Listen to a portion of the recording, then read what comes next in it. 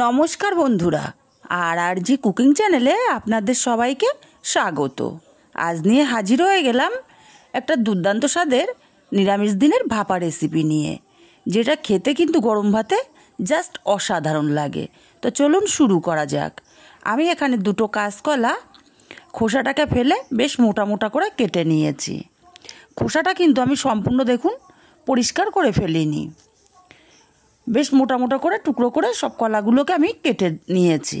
এখন এই কলাগুলোকে একটা গামলাতে জল নিয়েছি, দিয়ে দিচ্ছি এখানে অল্প একটু আটাটাকে জলের মধ্যে ভালো করে গুলে নেব।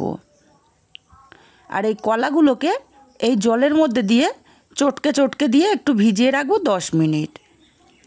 আটা দিয়ে কলাটা ভিজিয়ে রাখলে কিন্তু কলার যা কষ আছে, কষটা সম্পূর্ণ বেরিয়ে যায়।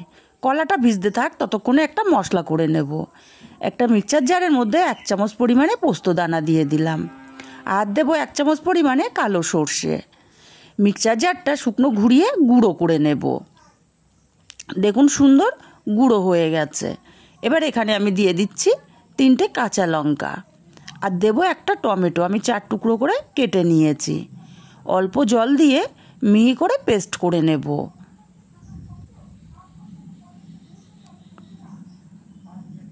পেস্ট করে নিয়ে আমি যেই বাটিতে ভাপা দেব সেই বাটির মধ্যেই মশলাটা ঢেলে নিচ্ছি।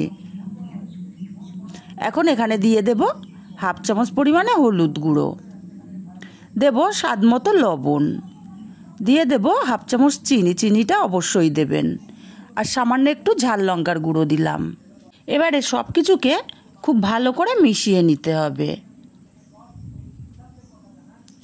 মিশিয়ে নিয়ে আমি বাটিটা এক সাইডে রেখে দেব। আর কলাগুলোকে ভালো জল দিয়ে খুব ভালো করে ধুয়ে পরিষ্কার করে নিয়েছি। এখন অল্প একটু লবণ আর অল্প একটু হলুদ দিয়ে কলাগুলোকে খুব ভালো করে মাখিয়ে নেব।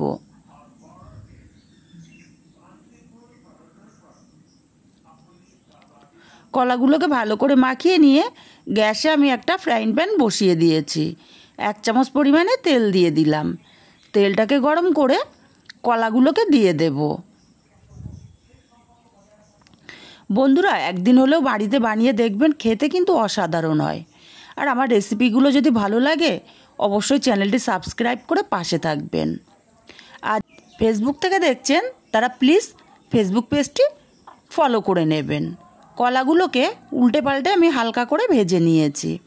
দেখেই বুঝতে পারছেন খুব লাল করে কিন্তু ভাজিনি। কলাগুলো ঠিক এরকম হালকা করে ভেজে নিতে হবে। এখন আমি এই কলাগুলোকে নামিয়ে নেব।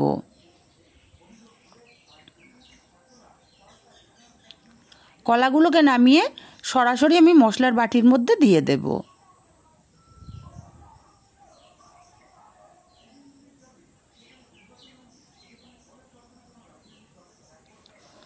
এবার কলার সঙ্গে মশলাটাকে মিশিয়ে নিতে হবে ভালো করে।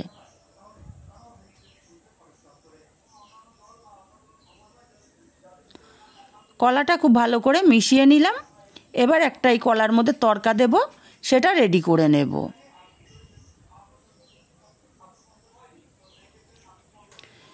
একই প্যান আমি বসিয়ে দিয়েছি গ্যাসে, দিয়ে দিচ্ছি 1 চামচ পরিমাণে তেল। তেলটা গরম করে একটা শুকনো লঙ্কা আমি ছিঁড়ে দিলাম, আর দিয়ে দেব 1/2 চামচ কালো সর্ষে। শুকনো লঙ্কা আর সর্ষেটাকে বেশ ভাজা ভাজা করে নিতে হবে, যাতে সর্ষেগুলো একটু পোড়া পোড়া হয়, তাহলেই কিন্তু ভাপাটা খেতে খুবই ভালো লাগবে। দেখুন আমি তরকাটা ভেজে নিয়েছি, নিয়ে সরাসরি দিয়ে দিলাম। এবার একটু মিশিয়ে নেব।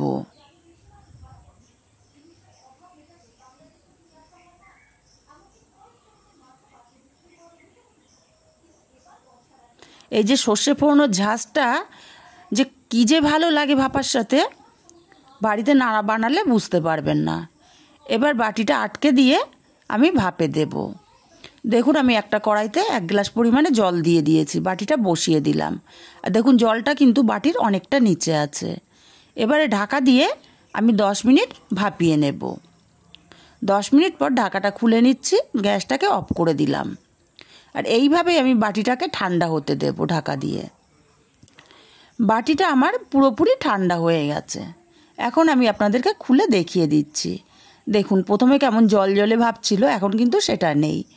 পুরোপুরি শুকিয়ে গেছে আর খুব সুন্দরভাবে ভাপাটা আমার হয়ে গেছে। রেসিপিটা কেমন লাগলো কমেন্ট করে জানাতে কিন্তু ভুলবেন না। আর যদি ভালো লাগে কাছের আত্মীয় স্বজন বন্ধুবান্ধবদের কাছে শেয়ার করতে ভুলবেন না, যাতে তারাও নিত্য নতুন রেসিপি দেখতে পারে।